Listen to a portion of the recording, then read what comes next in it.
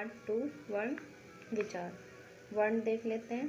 ठीक है, हम अपने विचारों तथा मनोभाव को व्यक्त करने के लिए ध्वनियों का प्रयोग करते हैं। इन उच्चारित ध्वनि संकेतों को जब लिपिबद्ध किया जाता है तो वे वर्ण का रूप धारण कर लेते हैं। वर्ण भाषा की सबसे छोटी इकाई जिसके और टुकड़े नहीं किए जा सकते, उन्हें हम क्या कहते हैं? वर्ण। ठीक है, इन मतलब जो वर्ण होते हैं भाषा की सबसे छोटी इकाई होती है, उससे के हम टुकड़े नहीं कर सकते। ठीक है, जैसे ये देखिए, आपको ये जैसे ये भारतीय लिखा है, इसको ना इस टुकड़ों में करके आप लोगों को दिखाया गया, जैसे महान को, गिलास को। ठीक है, अब देखिए यहाँ पे वर्णमाला, वर्ण अलग होता है और वर्णमाला अलग होता है। ठीक है, वर्णों के व्यवस्थित और क्रमबद्ध समूह को वर्णमाला कहते हैं। जैसे छोटी क्लासेस में आप लोगों ने कभी देखना, अगर टाइम हो तो, ऐसी बुक्स होती है जिसमें ये चैप्टर होते हैं वर्ण के, उसमें वर्णमाला इस तरीके से दिखाया था जैसे कि एक माला बनी होती है, उसमें अ से अनार, आ से आम, ई से इमली, ई से ईंख, ऐसे करके ना उनमें लिखा होता है। तो वो आप कह लीजिए कि वर्णों की माला। ठीक है, अगर छोटे लैंग्वेज में बोला जाए तो ये लोग आप लोग खुद देखेंगे। अब यहाँ पे देखिए वर्णों के भेद दो होते हैं, स्वर और व्यंजन। स्वर देख लीजिए, इंग्लिश में भी आप लोग पढ़ते हैं ना, वोवल्स और कॉन्सोनेंट। स्वतंत्र रूप से उच्चारित होने वाली ध्वनि जिसका उच्चारण में श्वास वायु बिना किसी रुकावट से सीधे बाहर निकलती है, उन्हें हम क्या कहते हैं? स्वर। ठीक है, ये इनका जो उच्चारण मतलब हम जो भी बोलते हैं वो, ठीक है, उसका स्वतंत्र रूप से होता है। ठीक है, हिंदी भाषा में स्वर कितने होते हैं? 11। ये देख लीजिए, जिन्हें स्वरमाला कहा जाता है। ठीक है, अब स्वर के भेद देखिए, 3 होते हैं, ह्रस्व स्वर, दीर्घ स्वर और लुप्त स्वर। चलिए अब ह्रस्व स्वर और इनके बारे में हम पढ़ लेते हैं। जिन स्वरों का उच्चारण में कम से कम समय लगता है उसे ह्रस्व स्वर कहते हैं। इनकी संख्या 4 होती है। ठीक है, इन्हें स्वरों के मूल स्वर भी कहते हैं। इनके उच्चारण में कैसे समय लगता है? कम से कम। अब दीर्घ में देखिए लंबा होता है। ठीक है, इसमें क्या होता है? इन स्वरों के उच्चारण में ह्रस्व स्वर से दुगना समय लगता है, इन्हें दीर्घ स्वर कहते हैं। इनकी संख्या 7 होती है। ठीक है, ये आप लोग देखेंगे। अब देखिए लुप्त स्वर में क्या है? इन स्वरों के उच्चारण में दीर्घ स्वर से भी ज़्यादा समय लगता है।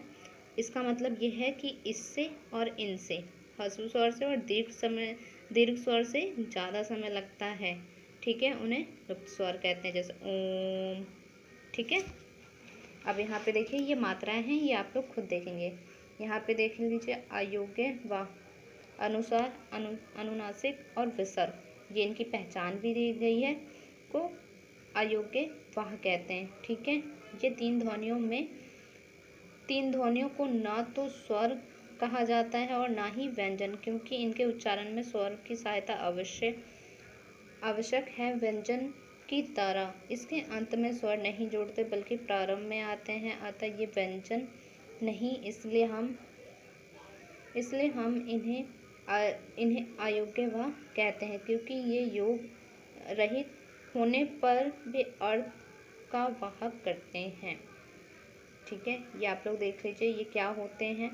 अयोग्य व, इनके मतलब आरंभ में स्वर नहीं जोड़ते हैं। ठीक है, और ना तो हम इन्हें स्वर कहते हैं और ना ही हम इन्हें व्यंजन कहते हैं। अब देख लीजिए, अब इनकी परिभाषाएं दी गई है।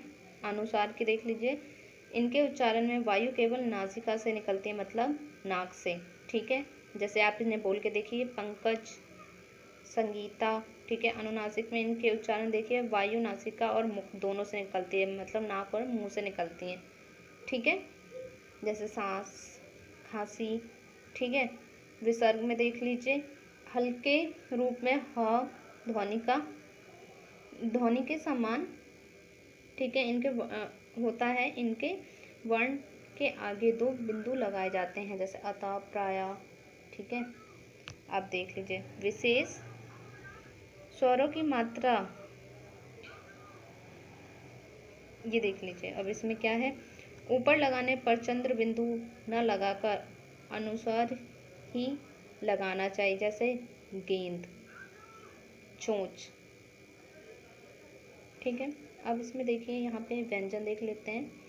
व्यंजन में क्या है, इतना उम्मीद है कि ये आपको समझ आया, इनकी पहचान तक दी गई है, आप लोग फटाफट से पहचान कर सकते हैं। और ये आप लोग शुरू से मात्राएं के तौर पे पढ़ते आ रहे हैं, छोटी क्लासेस में मात्राएं सिखाई जाती है ना, वही है।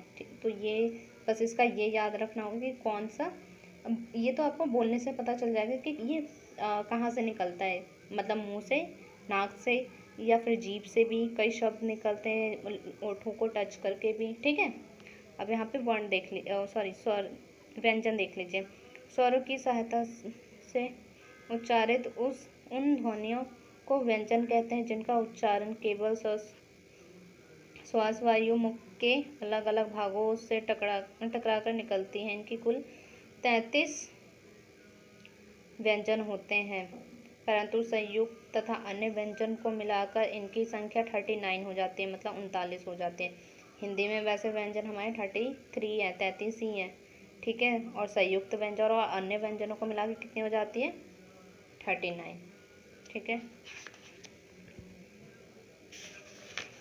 व्यंजन में हमें ना, व्यंजन को बोलने में हमें स्वरों की सहायता लेनी पड़ती है। अब ये देख लीजिए, व्यंजन दिए गए हैं, ये आप छोटे क्लासेस में भी पढ़ते हुए आ रहे हैं। ये देखिए, अब व्यंजन के भेद देख लीजिए, 3 होते हैं, ठीक है। ये आप लोग खुद देखेंगे।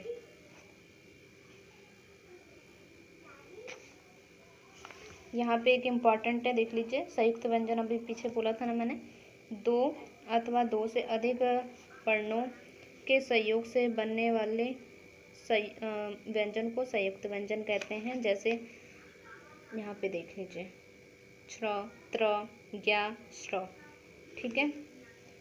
बाकी अब जो ये सब है ना, ये आप ही लोग पढ़ेंगे।